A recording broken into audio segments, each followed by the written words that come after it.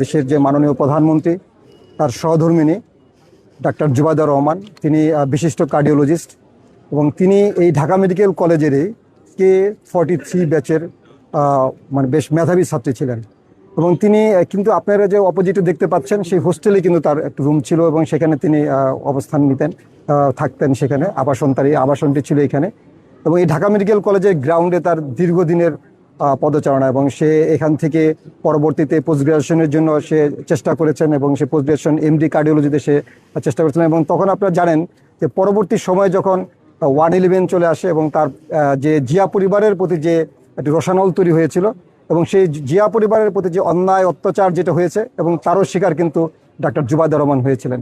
এবং সেই সময় তিনি যে চাকরি করতেন এবং পরবর্তীতে তাকে বাধ্য হয়ে অনেকটা বিদেশে যেতে হয়েছিল।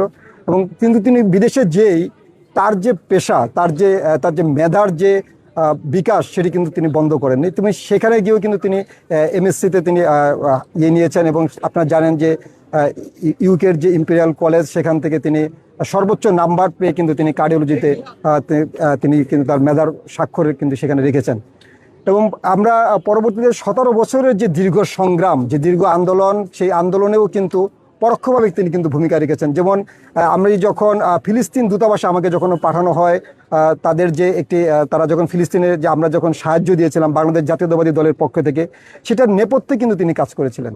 এবং সেখানে কি ধরনের প্রোগ্রাম করব, কি কাজ করব, সেই ব্যাকগ্রাউন্ডে তার যে কাজ করা, সেটি কিন্তু সবসময় তার সেই অংশগ্রহণ, তার রাজনীতিতে বলেন যে প্রত্যক্ষভাবে না থাকলেও পরোক্ষভাবে তার কিন্তু অংশগ্রহণটা আমরা কিন্তু সবসময় দেখতে পেয়েছি। এবং তিনি সবসময় যে ডাক্তারদের, বিশেষ করে করোনাকালীন সময়ে যে আমাদের যে ভূমিকা, বাংলাদেশ জাতীয়তাবাদী দলের ডাক্তাররা যে ভূমিকা রেখেছেন এবং সেখানে কি করা যায়, মেডিকেল টিম গঠন করে কিভাবে কাজ করা যায়, সেখানেও কিন্তু তার একটি ভূমিকা ছিল। এবং আপনি তাই নয়, দেখুন যে আপনার যে অন্য সংগঠন আছে, সহযোগী সংগঠন আছে, সেখানেও কিন্তু তার ফাউন্ডেশনের মাধ্যমে, জার্মান যে ফাউন্ডেশন আছে, সেই ফাউন্ডেশনে কিন্তু তাকে কিন্তু তার একটা বড় ভূমিকা থাকে এবং তাকে সেখানে আমরা দেখতে পাচ্ছি।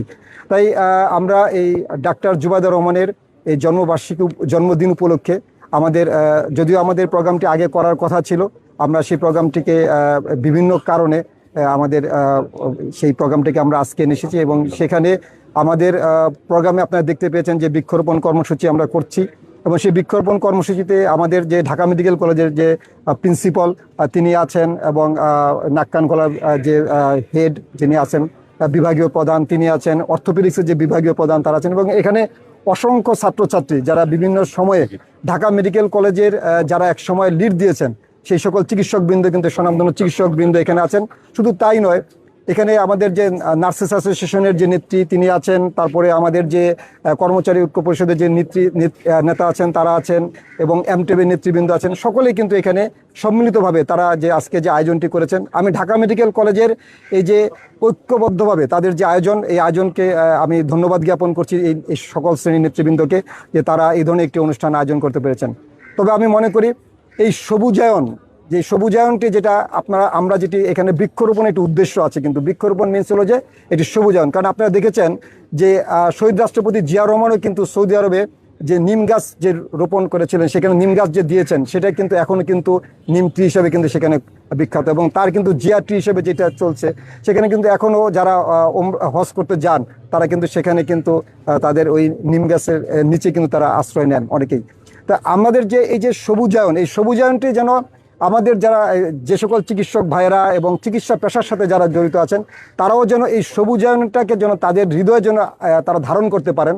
কারণ রুগীদের সেবা করার জন্য যে মানুষের যে হৃদয় দরকার হয়, সেই হৃদয়টি যেন সঠিকভাবে ধারণ করতে পারেন, সেটিরও কিন্তু একটি মূল প্রতিপাদ্য বিষয় আজকের যে বৃক্ষরোপণ কর্মসূচি।